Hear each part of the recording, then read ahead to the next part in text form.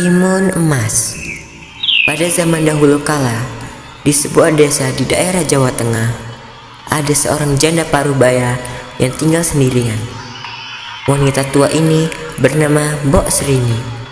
Suaminya sudah meninggal sejak lama dan ia tidak memiliki anak.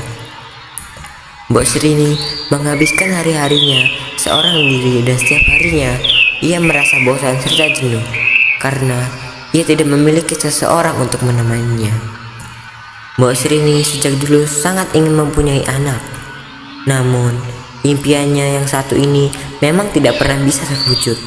Ditambah lagi, sekarang ia tidak memiliki seorang suami. Kemungkinan ia memiliki anak pun tentu saja menghilang. Ya Tuhan, aku sangat kesepian tinggal di tempat ini. Suamiku sudah meninggal dan aku tidak memiliki anak. Aku harap ada keajaiban agar aku bisa memiliki anak. Pada suatu malam, Mbok Srini memimpikan seseorang raksasa yang menyuruhnya pergi mengambil sebuah bungkusan di bawah pohon besar di hutan tempat biasanya ia mencari kayu bakar. Saat ia terbangun di pagi hari, tentu saja Mbok Srini merasa kebingungan dengan arti mimpi itu.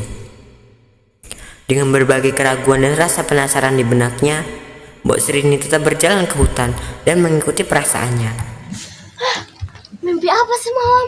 Mengapa ada seseorang yang menyuruhku untuk mengambil bungkusan di bawah pohon besar? Aku yakin ini sebuah pertanda. Aku harus menelusurinya.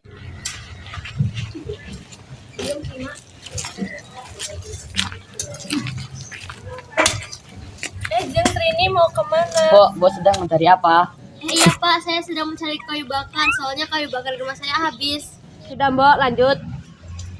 Saat ia tiba-tiba di hutan, ia mencari bungkusan yang berada di bawah pohon besar seperti yang ada di mimpinya semalam.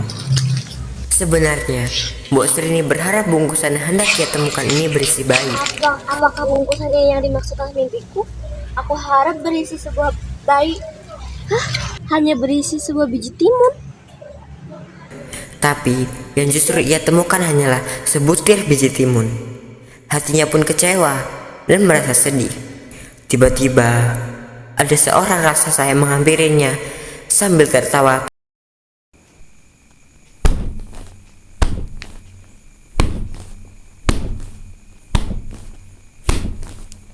Siapa yang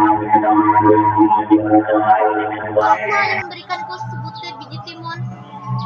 Tolong jangan makan aku mohon. Aku tidak akan memakanmu. Tanamlah biji mentimun itu. Setelah ditanam, di dalam itu akan berisi bayi. Saat kembali ke rumah, Mbok Srini menanam biji timun itu ke ladang rumahnya. Mbok Srini merawat biji timun itu dengan sangat baik tiap harinya. Baiklah, sebaiknya aku harus menanam biji timun ini. 2 bulan kemudian, tanaman itu pun mulai berbuah, dan tanaman timun itu hanya berbuah satu. Semakin hari, buah timun spesial ini menjadi semakin besar, lebih besar daripada buah timun pada umumnya. Warnanya pun menunjukkan warna kuning keemasan, terlihat cantik. Akhirnya mentimunku matang. Aku harus membukanya. Wah, ternyata benar isinya seorang bayi. 16 tahun kemudian, timun emas sudah tumbuh menjadi seorang perempuan yang cantik, baik hati, serta sangat cerdas. Pada suatu malam, Mbok Srini kembali bermimpi. Pada suatu malam, ia didatangi raksasa yang memberikannya pesan bahwa dalam waktu seminggu ia akan menjemput timun emas. Sejak saat itu, Mbok Srini sering termenung sedih sendirian. Ibu, kenapa akhir-akhir ini Sri menangis? Ibu tidak apa-apa, Nak. Ibu jombongnya aku. Baiklah, Nak. 16 tahun yang lalu. Awalnya, Mbok Srini tidak ingin bercerita pada anaknya. Tapi, karena timun emas mendesaknya dan terus bertanya, Mbok Srini pun menceritakan kisah asli kelahiran timun emas. Aku gak mau kembali ke raksasa itu. Apa, Nak? Besok Ibu akan memberikanmu 3 bingkisan yang berisi kerikil ajaib.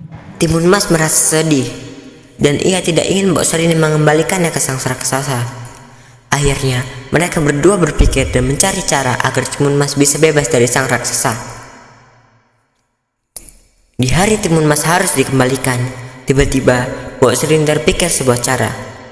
1 minggu kemudian, raksasa ini datang kembali untuk menjemput Timun Mas. Mbok Srini dan Timun Mas pun berdiri berdampingan. Ini nak, lemparkan kepada raksasa. Semoga kamu selamat ya. Wanita tua, ini sudah 16 tahun. Mana Timun Masmu? Timun Mas tiba-tiba berlari sekencang-kencangnya dan raksasa itu mengetahui lalu mengejarnya. Jadi kau di situ Timun Mas? Setelah berlari cukup jauh, Timun Mas menaburkan biji yang diberikan ibunya. Ia melemparkan biji itu kepada raksasa. Pergi kau raksasa jelek. Apa ini? Melihat usahanya belum berhasil, Timun Mas membuka bungkusan ketiga tersebut, lalu melemparkannya kepada raksasa. Kurasa ini cara terakhir, mati kau. Sungguh ajaib, raksasa itu terjatuh ke dalam semak-semak yang berisi duri dan raksasa itu pun tewas. Akhirnya, Timun Mas berhasil kabur dan raksasa itu tidak berhasil memakannya.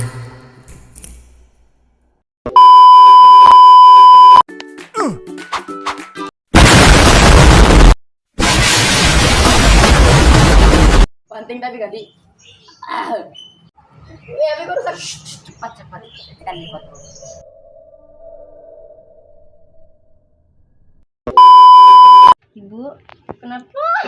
Ibu, kenapa akhir-akhir ini sering menangis? Apa-apa dah.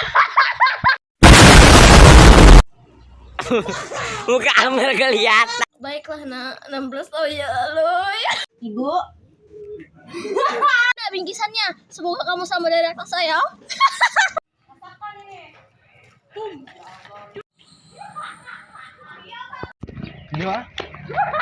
rasa ini apa?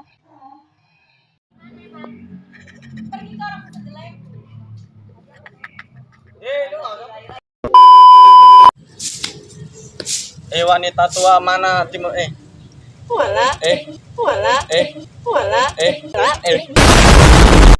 Aku tidak tahu. Aku tidak akan memakanmu. Oh wow.